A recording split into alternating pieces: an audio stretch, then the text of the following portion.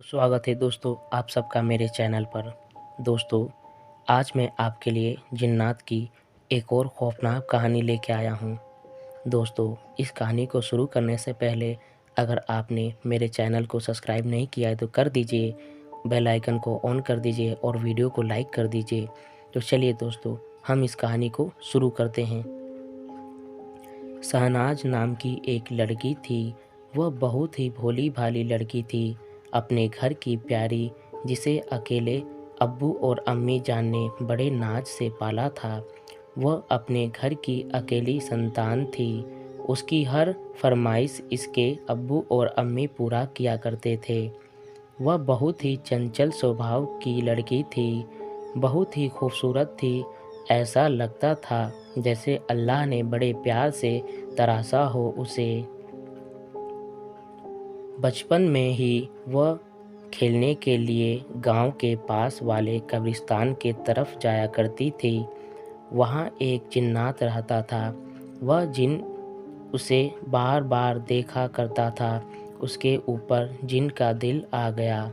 उस दिन उस जिन ने शहनाज का पूरा जीवन देख लिया कि आगे उसकी क्या स्थिति रहेगी।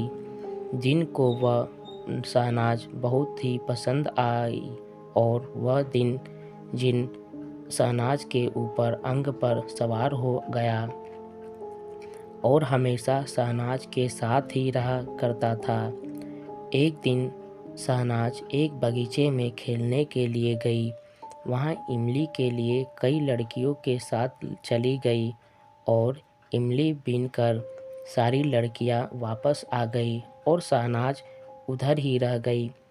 वहाँ से जब वह शहनाज वापस आई तो एक लड़की ने उससे पूछा, शहनाज तू किधर रह गई थी? तो उसने कुछ नहीं बोला। शहनाज उस लड़की को जिसने पूछा था उसे घूर रही थी। उसके घूरने से सभी डर से गए कि ये शहनाज को क्या हो गया। इतना सुंदर सा दिखने वाला चेहरा मानो शैतान का चेहरा हो गया था। कुछ ही देर के बाद शहनाज अपने आप बेहोश हो गई। उस पर पानी छिड़का गया और जब वह होश में आई तो उसे हकीम के पास लेकर गए। हकीम ने कुछ दवा दी।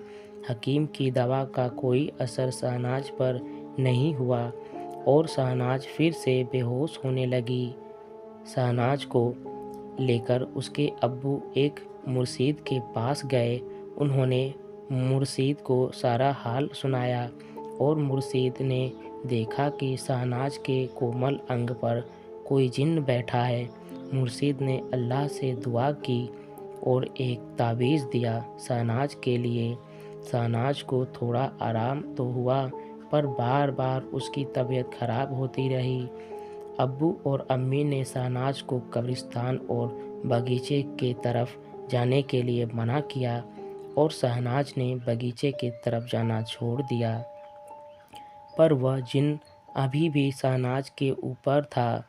वह जिन शहनाज की खूबसूरती पर दिलो जान से फिदा था। वह उसे छोड़ना नहीं चाहता था। काफ़ी समय बीत गया। शहनाज की उम्र निकाह की हो गई। अब्बू ने शहनाज के लिए काफ़ी मुशक्क़त के बाद एक अच्छा रिश्ता देखा और निकाह का फ़ैसला किया। निकाह के समय शहनाज से पूछा गया, निकाह कबूल है? तो शहनाज ने निकाह कबूल किया और उसके शोहर से जब पूछा गया निकाह कबूल है तो उस समय जिससे निकाह हो रहा था जिन उसके ऊपर सवार होकर बोला, कबूल है। किसी को क्या मालूम कि निकाह जिसका हुआ है। शहनाज अपने शोहर के घर गई।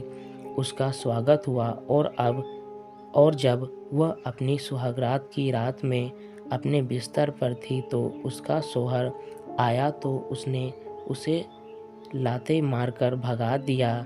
शोहर ने सोचा पहली बार है इसलिए शहनाज शर्मा रही है और मुझसे दूर रहना चाहती है।